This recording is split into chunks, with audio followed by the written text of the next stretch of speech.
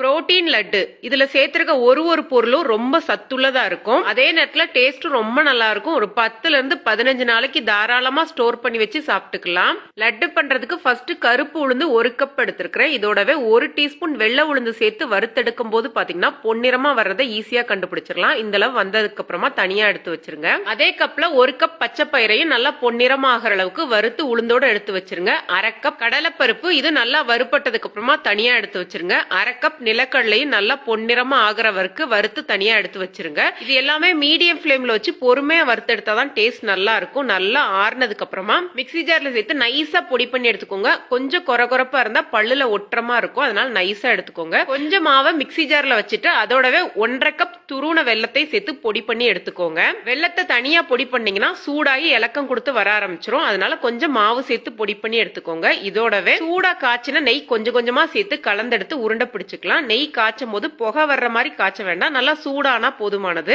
இதுல மொத்தமா நெய் சேர்க்காம கொஞ்சம் கொஞ்சமா பிரிச்சு நெய் சேர்த்து நல்லா கலந்து உருண்டை பிடிச்சு எடுத்தீங்கன்னா புரோட்டீன் லட்டு தயாராயிருச்சு. டேஸ்ட் ரொம்ப நல்லா இருக்கும். கண்டிப்பா ட்ரை பண்ணி பாருங்க. வீடியோ பிடிச்சிருந்தா லைக் பண்ணுங்க, ஷேர் பண்ணுங்க. நன்றி, வணக்கம்.